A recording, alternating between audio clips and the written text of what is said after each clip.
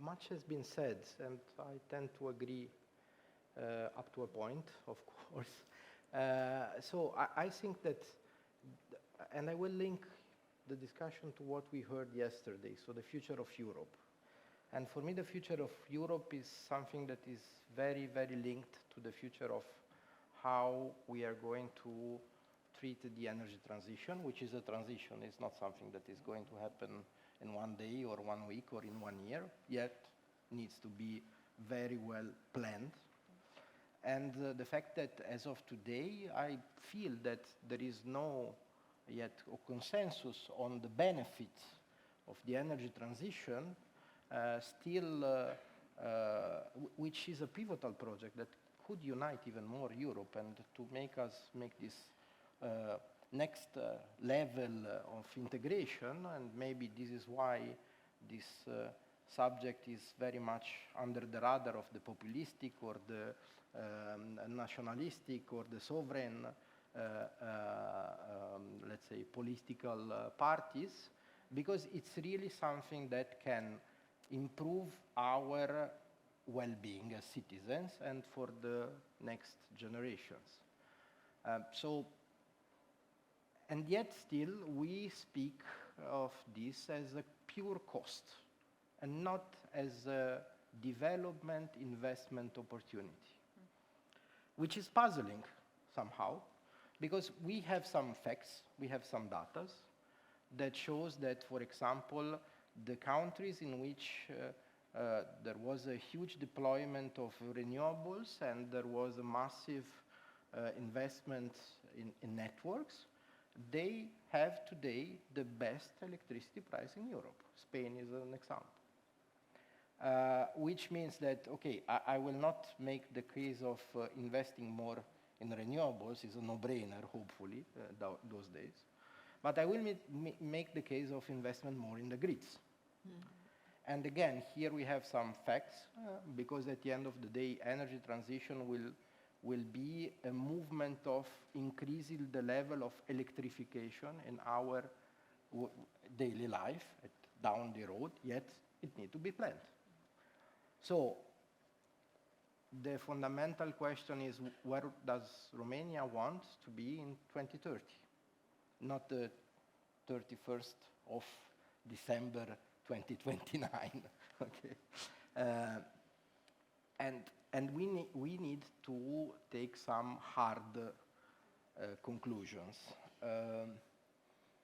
It seems to me that all the data that we have, all the action plan, the European Grid Action Plan that established that there is a need of investment in Europe of around 600 billion for the entire European region to be invested in grids in order to have more flexible, more decentralized, more digital grids, in order to accommodate all the, let's say, high-scale, big-scale renewables, but also the more and more coming prosumer, the consumers that are going to switch more and more into an higher electricity use, if it's electric mobility, if it's about cooling their houses or warming their houses.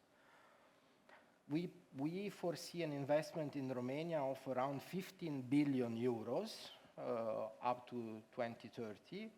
A big part of it will need to be covered by the private sector. And we arrive to the fundamental topic, which is, okay, as a matter of speak, everybody agrees, everybody sees the energy transition, okay, now it's important that the local decision makers take action. And we hope that this will be the case, because it's a kind of last call. In the same way, I cannot address the topic of how Romania treated the energy crisis and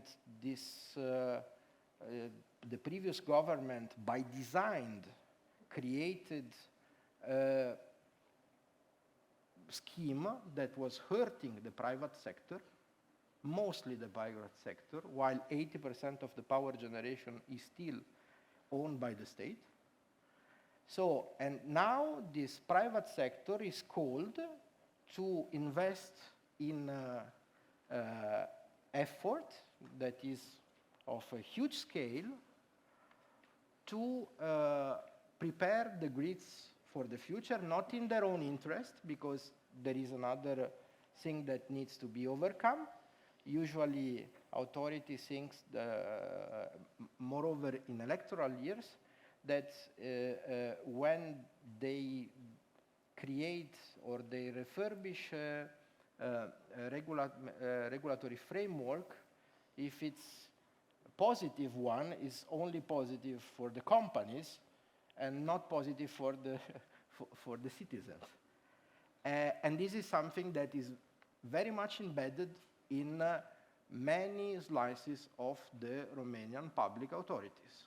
So if you have a well-designed, improved, forward-looking, innovative regulatory framework for the networks, you have to see that this will create a benefit for the end consumer.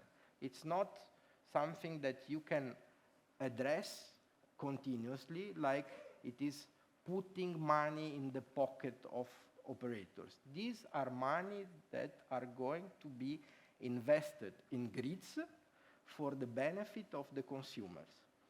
And again, how the, let's say, subvention scheme treated the operators, so billions of euros that we pre-finance the entire population of Romania, okay, for subventioning the energy bills, not yet recovered, and we are the same one that are called now to invest in the grids. We may have a problem if we don't find the correct way to accelerate investment, which will be private, because if somebody thinks that investment will be covered by EU funds, it's a dream. It will cover 10%, 15% of the investment need. So we look forward to have a conversation with the regulator, an open discussion, a transparent discussion, an eye-to-eye level discussion, in order to tackle down all the needs that the country has to fill the gap versus the rest of Europe, to have a new regulatory framework that will drive investment and will transform, like in Spain, okay, in cheaper prices for the end consumers. Otherwise, it will be impossible. Thank you. Thanks.